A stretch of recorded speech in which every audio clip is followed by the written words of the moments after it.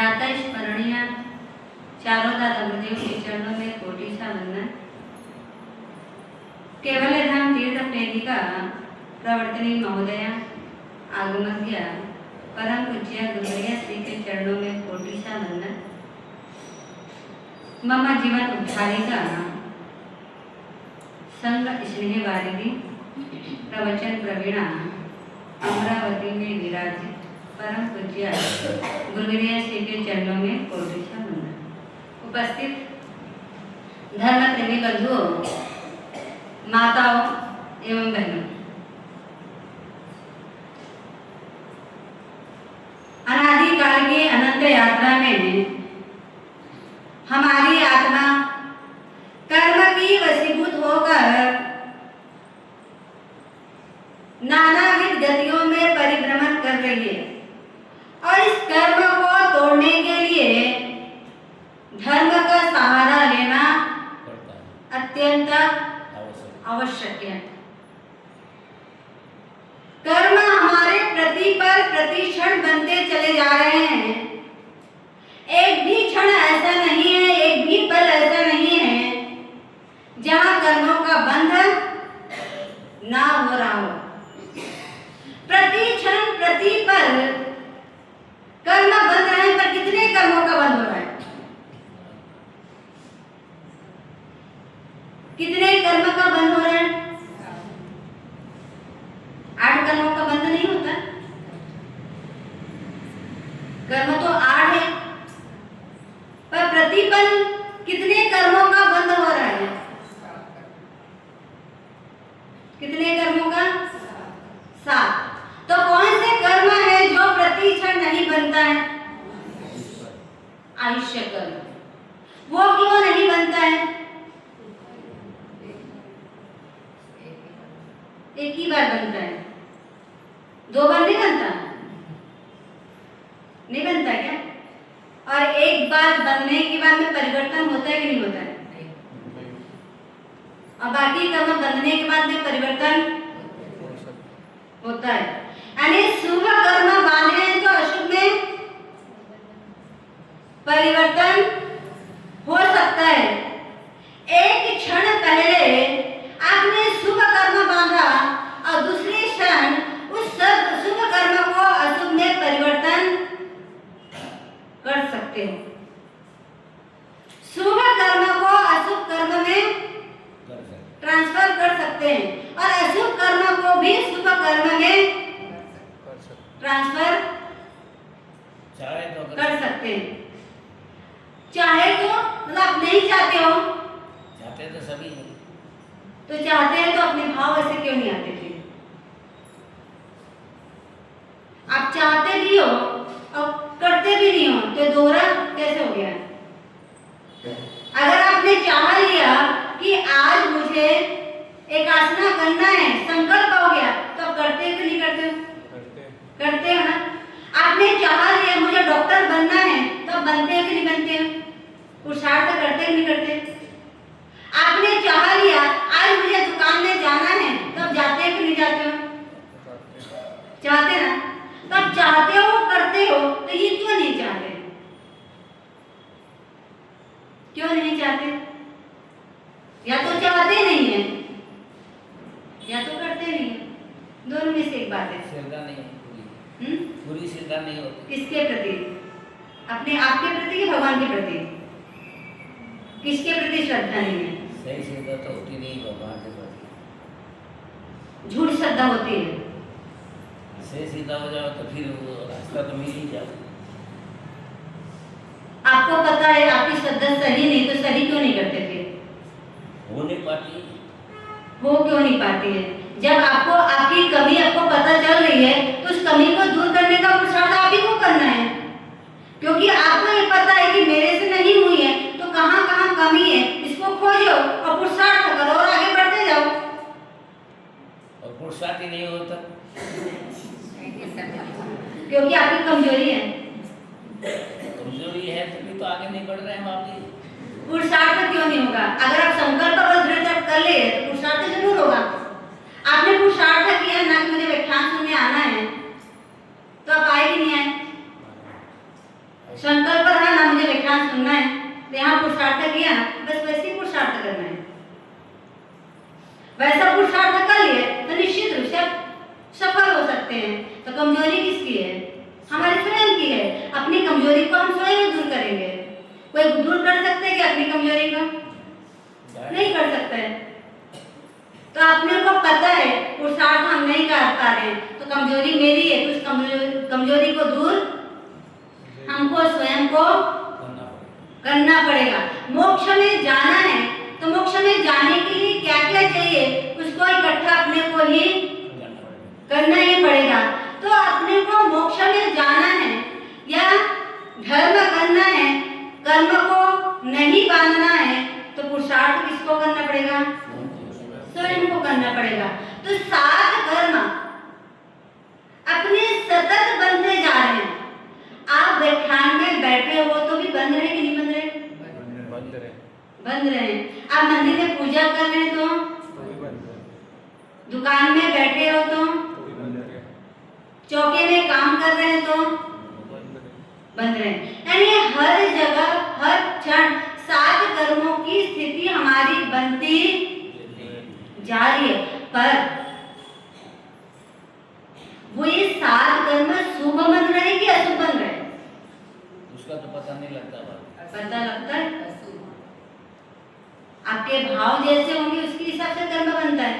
तो आपको तो पता है आपके भाव कैसे चल रहे हैं, तो आपका कर्म कैसे बंद हो रहे हैं आपको पता है। आप व्याख्यान में बैठ करके भी आप दुकान की चिंता कर रहे हो, तो आपका कर्म कैसा बन रहा है? स्थान सही है, भगवान की वाणी भी चल रही है, पर आपका मन घर में रमन कर रहा है, आपका मन दुकान में रमन कर रहा है, तो आपका कर्म बंद अशुभ है।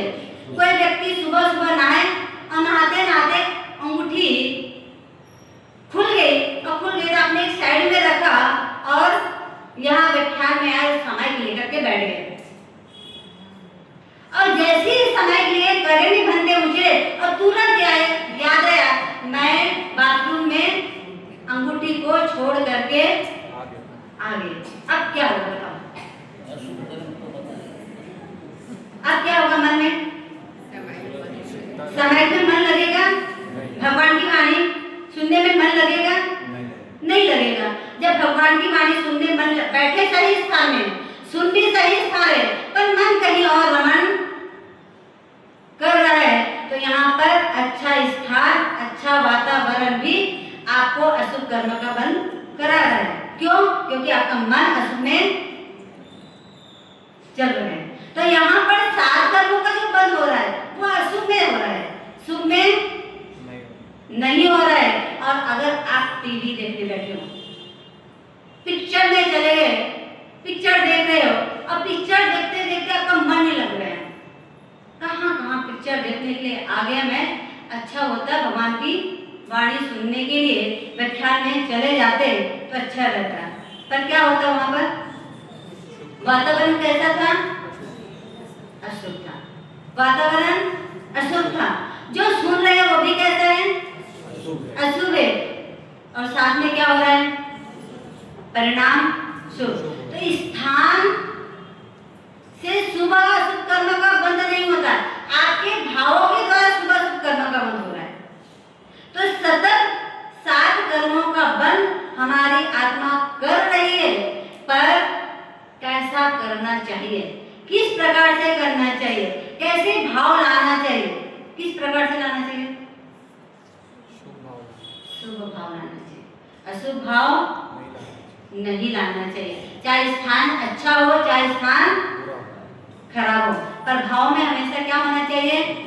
शुभ होना चाहिए। यहाँ पर भावना अधिकार में सबके भाव थोड़े शुभ बन रहे हैं। क्यों बन रहे हैं? क्योंकि राग दशा वीर धवल की, और राग दशा में वो इष्टकर वियोग हुआ और इष्ट की प्राप्ति हो गई। जिसको चाहते थे वो व्यक्ति मर गया, तो राग इतना बड़ा आलिंगन करने के लिए यार तैयार हो गए। और वही चंपक माला जब काष्ठ के स्तंभ में मिल जाते हैं तो क्या होता है, जीने का भी मन हो जाता है। यहाँ पर जैसी चंपक माला को देखते हैं तुरंत सैनिकों को भेजते हैं, पर उस शिविका में कौन है, उस शिविका में भी कौन है, चंपक माला। जैसे ही सैनिक वहां पहुंचते हैं देखने के लिए, वहां पर मृत्यु शैया में जो चंपक माला है वो अपने हाथ को मसलते हुए, दांत को पीसते हुए और मुंह से शब्द उच्चारित करते हुए मैं ठगा गया, मैं ठगा गया बोलते बोलते आकाश में उड़ जाता है। पूरे लोग भयभीत, ये कैसे हो गया, सबको डर लगने लगा। हुआ तो हुआ है कैसे, ये आकाश में कैसे उड़ गया और ये काष्ठ के स्तंभ में कैसे।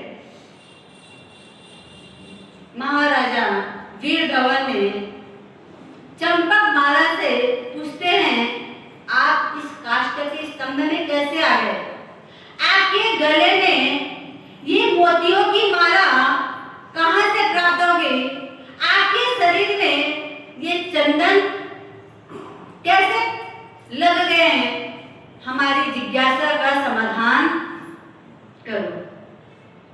तब चंपक माला उठती है वहां से और बोलती है, मुझे एक वृक्ष के नीचे जाना है।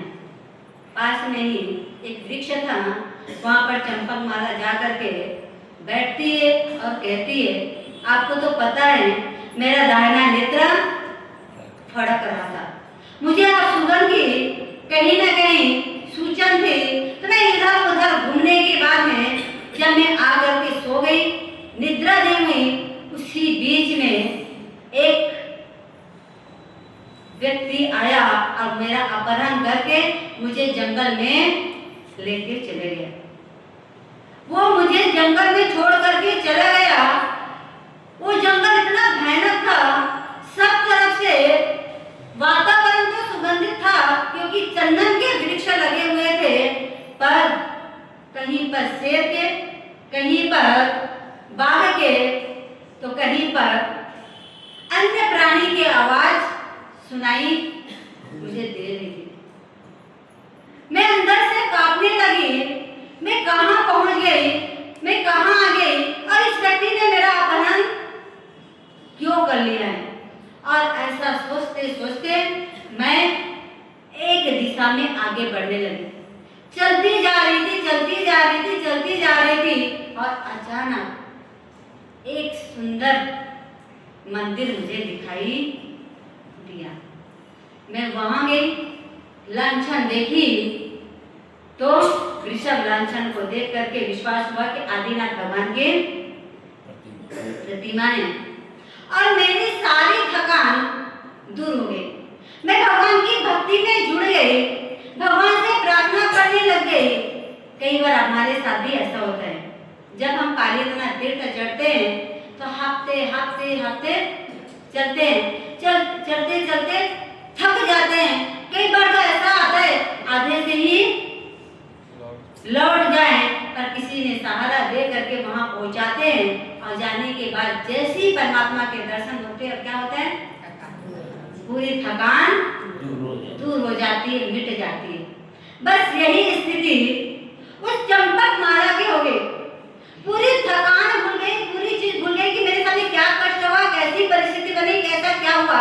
वो भगवान की भक्ति में इतने निमग्न हो गए कि पूरा चीज भूल जाती है। और जैसी भगवान की भक्ति करके वो बाहर निकलती है, उसी समय उन्हें एक स्त्री 16 श्रृंगार की हुई सामने उनके पास आती है। वो स्त्री कौन थी जो उनके पास आई और उनसे बातें की, ये जानने के लिए ज्ञानी भगवंतों ने देखा होगा, कहा जाएगा।